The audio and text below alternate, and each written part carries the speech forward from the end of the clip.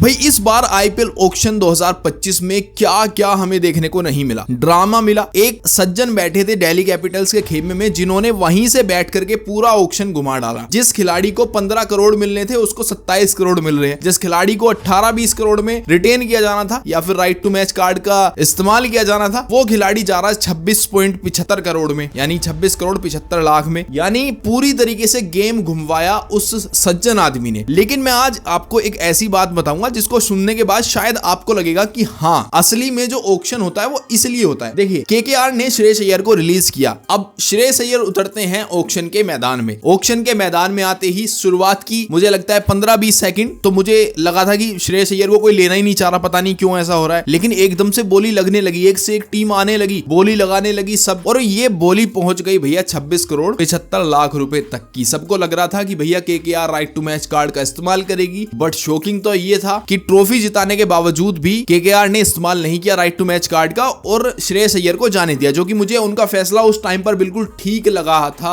आपको इतना 26 करोड़ एक ही खिलाड़ी को देने की जरूरत बिल्कुल भी नहीं है। इतनी भी मतलब ज्यादा क्वालिटीज नहीं है उसके पास। वो विराट कोहली नहीं है अभी, ना वो रोहित शर्मा है अभी, ना ही वो शिखर धवन है। शिखर धवन की मैं बताऊंगा मैं क्यों बात कर रहा हूं। अब यहां पर केकेआर को आ गई है मुश्किल। मुश्किल किस बात की? अब उसको कप्तान चाहिए। अब कप्तान तो उनके पास रहा ही नहीं। जब उन्होंने श्रेयस अय्यर को छोड़ दिया, अब उन्होंने अपनी लिस्ट में नजर मारी, रिटेन लिस्ट में, कि भैया कप्तान बनाने लायक तो कोई खिलाड़ी है ही नहीं। किसको बनाऊं? रसल को बनाऊं? नरेन को बनाऊं? भाई अगर उसको इनको बना दोगे, ये तो वैसे ही इनकंसिस्टेंट खिलाड़ी हैं, कंसिस्टेंसी के साथ नहीं खेल सकते। अब उनका दिमाग चला कि भाई अब किसको बनाना है। उन्होंने दूसरी बार आए अजिंक्य रहाणे को ही चूज किया। और अभी मैं आपको बड़ी न्यूज बताता हूं, 23.5 करोड़ वेंकटेश अय्यर को देने के बावजूद भी अजिंक्य रहाणे को केकेआर इस बार अपना कप्तान बनाएगी। केकेआर के पास अभी कोई ऐसा कप्तान नहीं है जो कि पूरे फोकस के साथ कप्तानी कर सके, अपनी बैटिंग को भी अपनी बॉलिंग को भी संभाल सके और कप्तानी कर सके। पैट कमिंस एक था लेकिन अब वो नहीं है, तो सामने बड़ी मुसीबत खड़ी हो गई है किसको लें। तो फिर रहाणे को दोबारा से बुलवाया गया। वहां पर 1 करोड़ की बोली क्या लगाई, बेस प्राइस ही था, आई थिंक उसी पे खरीद लिया गया। वेंकटेश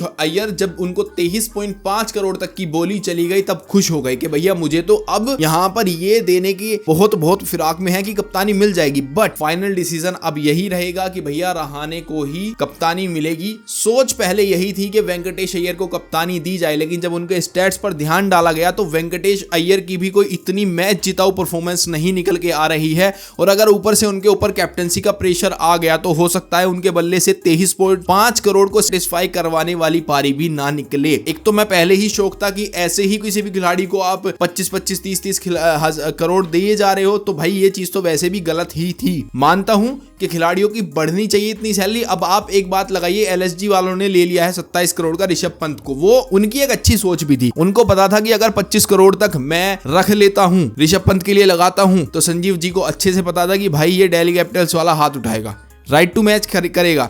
इसलिए उसने क्या करा कि तुम सबसे महंगा खिलाड़ी बना दो ऋषभ पंत को, तुम्हारा नाम भी रहेगा और 27 करोड़ ये अफोर्ड भी नहीं कर पाएंगे। अफोर्ड तो कर पाते लेकिन वो हाथ नहीं उठाएंगे, राइट टू मैच कार्ड का इस्तेमाल नहीं करेंगे। बहुत दिमाग लगाया, अपनी टीम में ले लिया। अब ऋषभ पंत हो गए खुश 27 करोड़ में। लेकिन मुझे एक बात बताओ, जब 18 करोड़ का केएल राहुल, जो कि कम से कम कंसिस्टेंसी के साथ 20-30 रन तो मारता ही है हर मैच में, उस खिलाड़ी को गाली सुनने को मिली, तो भाई आप तो तीसरे चौथे मैच में मारते हो रन, 2-3 मैच कहां पे फ्लॉप हो जाते हो पता ही नहीं लगता। आपको कितनी गालियां पड़ेंगी मुझे भी नहीं पता।